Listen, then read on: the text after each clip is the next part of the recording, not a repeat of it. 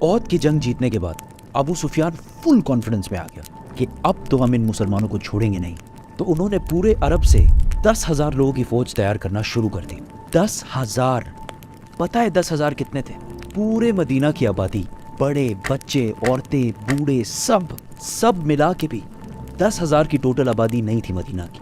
کافروں کی ان تیاریوں کا جب رسول اللہ صلی اللہ علیہ وسلم کو پتہ چلا تو انہوں نے جلدی ایک میٹنگ بلائی جس میں سب کو پتا تھا کہ لڑائی تو امپاسبل ہے، کچھ اور ہی کرنا پڑے گا. اس میٹنگ میں ایک فورن نیشنل سلمان فارسی بھی بیٹھے ہوئے تھے. انہوں نے ایڈوائس دی کہ دیکھو مدینہ ویسے بھی تینوں طرف سے پہاڑوں کی وجہ سے سیف ہے، ہمیں صرف ایک سائڈ کو سیکیور کرنا ہے اور وہ ہے مدینہ کی ناردرن سائڈ. اور مدینہ کے اندر جو یہودی ہیں تو وہ تو ہمارے دوست ہیں، ہمیں ان سے کوئی مسئلہ نہیں ہے. تو اگر ہم صرف اس ایک سائڈ پر ایک ٹرینچ یا خندق بنا لیں تو تب ہو سکتا ہے کہ لڑائی کا ہمارے پاس کوئی چانس ہو. یہ رائے ساروں کو بہت پسند آئی اور ڈائریکٹ ٹرینچ پہ کام شروع ہو گیا. ہر 10 صحابیوں کو 120 فٹ جگہ کھودنے کا ٹاسک دیا گیا. ایک منٹ، 120 فٹ کتنے ہوتے ہیں؟ لیٹس سے یہ کرولا گاڑی ہے، ٹھیک ہے، گڈ اولڈ ٹویوٹا کرولا. اس جیسی 8 اور کرولا گاڑیاں ہوں اور 5 ان کے نیچے ہوں. اتنا اور یہ سارا کام ان کو ایسی حالت میں کرنا تھا کہ بھوک کی وجہ سے پیٹ پر پتھر باندھے ہوئے تھے. ان ٹوٹل مسلمانوں نے بہت ہی کم عرصے میں مدینہ کی ناردرن سائڈ پہ 6 کلومیٹر کی ٹرینچ بنا دی. 6 کلومیٹر کتنا ہوتا ہے؟ لیٹس سے یہ کرکٹ اسٹیڈیم ہے. کرکٹ اسٹیڈیم بہت بڑا ہوتا ہے ویسے. ایسے ہی اور 36 کرکٹ اسٹیڈیمز اگر لائن میں رکھے جائیں تو اتنی لمبی ٹرینچ، اور اگر کرولا گاڑیوں میں دیکھا جائے تو اس ٹرینچ میں 6,560 کرولا گاڑیاں فٹ ہو سکتی تھی. خندق کھودنے کے دوران ایک بہت بڑا پتھر بہت کوشش کے بعد بھی ٹوٹ ہی نہیں رہا. تو صحابہ نے رسول اللہ صلی اللہ علیہ وسلم کو کہا کہ یہ تو مسئلہ ہو گیا. رسول اللہ صلی اللہ علیہ وسلم نے ایک کلاڑی اٹھائی اور اس پتھر کو زور سے مارا اور کہا شام، سیریا میرا ہے اور اس کے پیلسز کو میں ابھی اس وقت اپنے سامنے دیکھ رہا ہوں. اور پھر دوبارہ اس پتھر کو مارا اور کہا ایران بھی میرا ہے، میں اس وقت ایران کے پیلسز کو اپنے سامنے دیکھ رہا ہوں.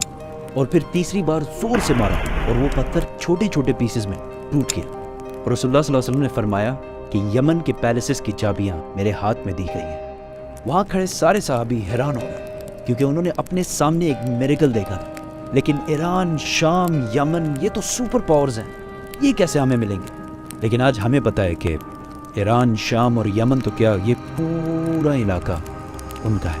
وہاں کھڑے سارے منافقین ہنسنے لگے کہ یار یہ کھانے کو کچھ ہے نہیں، پیٹ پر پتھر باندھے ہوئے ہیں اور سامنے 10,000 کی فوج ان کو مارنے کے لیے آ رہی ہے اور یہ لوگ ایران، شام اور یمن کو فتح کر رہے ہیں. مکہ والوں کی فوج پہنچی تو ٹینشن میں پڑ گئی کہ یار یہ کیا ہے، یہ تو ہم نے سوچا ہی نہیں تھا. اینڈ ٹو بی آنیسٹ اگر وہ لوگ ڈائریکٹ حملہ کرتے، سرپرائز اٹیک، تو مسلمانوں کو ختم کر سکتے کیونکہ ان کی فوج پورے مدینہ کے آبادی سے زیادہ تھی. دونوں فوجیں سامنے آئیں اور بس دور سے ایک دوسرے کو دیکھنے لگے. مسلمان بھی ریلیکس بیٹھے ہوئے تھے، ان کو کوئی ٹینشن ہی نہیں تھی. اگر کوئی ان کے فوج سے سامنے آتا تو مسلمان اس کو تیروں سے مار دیتے. کافی دن یہی سسٹم چلتا رہا اور آخر کافروں کے ایک گروپ کو غصہ آیا اور انہوں نے کسی طریقے سے اس ٹرینچ کو کراس کر کے اندر گھس گئے. اور اس گروپ میں ابو جہل کا وہی بیٹا اکرمہ بھی تھا، لیکن حضرت علی نے جا کے ان کے لیڈر کو مار دیا اور وہ سارے واپس بھاگ گئے. ایسا لگ رہا تھا کہ کلیئرلی مکہ والے جنگ ہار رہے ہیں. لیکن یہاں ابو سفیان نے ایک بہت زبردست گیم کھیلی کہ مدینہ کے اندر تو ہم نہیں گھسا، لیکن مدینہ کے اندر جو یہودی ہیں ان کو مسلمان کبھی اچھے نہیں لگتے. ان کو اگر ہم کسی طرح کنونس کریں اور وہ مسلمانوں کے گھروں میں ان کی عورتوں اور بچوں پر حملہ کریں تو مسلمانوں کو ضرور پیچھے ہٹنا پڑے گا اور ہم ان پر حملہ کر دیں گے. اور یہودیوں نے ڈائریکٹ ہاں کر دی اور سارے معاہدے جو مسلمانوں کے ساتھ کیے تھے توڑ دیے. ناؤ مسلمان عہد کی طرح دو فوجوں کے درمیان میں پھر پھنس گئے اور یہودیوں نے آہستہ آہستہ مدینہ کے اندر صحابہ کے گھروں کو ریڈ کرنا شروع کیا. مسلمان اب اس ٹینشن میں پڑ گئے کہ وہ اپنے گھروں میں اپنے عورتوں اور بچوں کو بچائیں اور یا مکہ والوں کی فوج سے ادھر لڑیں. یہ بہت ہی ٹینس سچویشن تھی مسلمانوں کے لیے. یہاں تک کہ رسول اللہ صلی اللہ علیہ وسلم نے کہا کہ اب مدینہ والوں کے گھروں کو بچانے کے لیے صرف ایک ہی راستہ ہے کہ ہم کافروں کے ایک گروپ سے ڈیل کر لیں کہ ہم ان کو ہر سال مدینہ کے کھیتوں میں جو کراپس ہوتی ہیں ان کا 1/3 حصہ ان کو دیں گے. لیکن صحابہ نے کہا کہ اگر یہ اللہ کی طرف سے ہے تو بالکل ڈیل کرتے ہیں، لیکن اگر آپ ہمارے بچوں کو بچانے کے لیے اتنی بڑی قربانی دے رہے ہیں تو ایسا نہ کریں، ہم آخری دم تک لڑیں گے۔ اتنے ٹینس سچویشن میں کہ مسلمان بالکل حوصلہ ہار رہے تھے۔ کہانی میں ایک بہت بڑا ٹوسٹ آتا ہے اور ایک بندے کی انٹری ہوتی ہے جو پورے گیم کو سنگل ہینڈڈلی چینج کر لے۔ نیکسٹ ایک کافروں کی فوج سے ایک بندہ سامنے آتا ہے اور کہتا ہے مجھے محمد سے ملنا ہے۔ آپ صلی اللہ علیہ وسلم کے پاس آ کر انہوں نے کہا کہ میں نے اسلام قبول کر لیا ہے، لیکن اس بات کا کسی کو نہیں پتا، بتائیں میں آپ کی کیا مدد کر سکتا ہوں۔ رسول اللہ صلی اللہ علیہ وسلم نے کہا جو بھی تم کر سکتے ہو کرو، ہم بہت مشکل میں اس ٹائم پہ۔ اس نے کہا اوکے نو پرابلم۔ وہ سیدھا گیا یہودیوں کے پاس اور انہیں کہا کہ مکہ والے بہت بڑے دھوکے باز لوگ ہیں، ان کا ساتھ کبھی نہیں دینا، اگر انہیں تھوڑا بھی لگا کہ وہ ہار رہے ہیں تو وہ تمہیں یہیں چھوڑ کر واپس چلے جائیں گے، اور پھر مسلمان تمہیں نہیں چھوڑیں گے۔ ہاں اگر پھر بھی ڈیل کرنی ہے تو ان سے گارنٹی کے طور پر کچھ بندے ضرور مار لینا، اگر وہ سچے ہیں تو وہ ضرور دیں گے۔ اس کے بعد وہ سیدھا کافروں کے پاس گیا اور ابو سفیان کو کہا کہ یہودیوں نے کبھی کسی سے وفا کی؟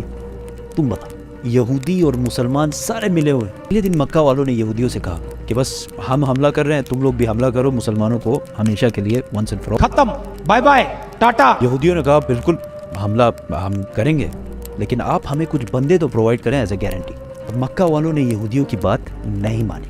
یہودیوں کو جب پتہ چلا کہ انہوں نے کوئی بھی بندہ حوالہ نہیں کیا تو انہوں نے بھی کہا یہ ہمارے ساتھ دھوکہ کر رہے ہیں، اور اس طرح یہودیوں اور مکہ والوں کی الائنس ٹوٹ گئی اور مسلمان دوبارہ گیم میں واپس آ گئے، کیونکہ اب ان کا دشمن صرف ان کے سامنے کھڑا تھا اور مدینہ کے اندر سے سارے خطرے ختم ہو گئے۔ ایک مہینے تک مدینہ کے باہر صرف کھڑے رہنے سے مکہ والوں کی موٹیویشن بالکل زیرو ہو گئی۔ اینڈ ٹو ٹاپ دیٹ، ایک دن ایک بہت تیز ڈیزرٹ سٹارم نے مکہ والوں کا سارا سامان، ٹینٹس، برتن، بستر، وٹ ایور، سارا کچھ اکھاڑ کر رکھ دیا اور وہ سارے بھاگ کر واپس چلے گئے۔ جیسے ہی مکہ والے واپس گئے، مسلمانوں نے اپنی اٹینشن یہودیوں کی طرف کی۔ رسول اللہ صلی اللہ علیہ وسلم جب مدینہ ہجرت کر کے آئے تھے تو انہوں نے یہودیوں کے ساتھ ایک کانسٹیٹیوشن بنایا تھا کہ یہودی اپنے قانون اور لاز سے رہیں گے اور مسلمان اپنے قانون سے رہیں گے، اور یہودیوں کے قانون میں ایسی غداری کی جو انہوں نے کی تھی، صرف ایک ہی سزا تھی کہ ساروں کے سر کاٹے جائیں۔ یہودیوں کے لیڈر نے اپنے لوگوں کو ایک مشورہ دیا کہ ہم ایسا کرتے ہیں کہ اپنے عورتوں اور بچوں کو خود قتل کرتے ہیں اور پھر مسلمانوں سے آخری دم تک لڑتے ہیں، لیکن کسی نے بھی اس کی بات نہیں مانی۔ رسول اللہ صلی اللہ علیہ وسلم نے سعد بن معاذ کو فیصلہ کرنے کا حکم دیا۔ سعد بن معاذ نے فیصلہ کیا کہ ان کے بچوں اور عورتوں کو رہنے دیا جائے اور ان کے مردوں کے سر کاٹ دیے جائیں۔ یہودیوں کے قانون کے حساب سے یہ ایک کم درجے کی سزا ان کو دی گئی تھی۔ اس کے بعد پورے عرب کو سمجھ آ گئی کہ مسلمانوں کے ساتھ اب اور کچھ بھی نہیں ہو سکتا، اور مسلمان پہلی بار ایک فری اور سٹرونگ کنٹری بننے لگے، اور محمد صلی اللہ علیہ وسلم ایک سٹرونگ بادشاہ۔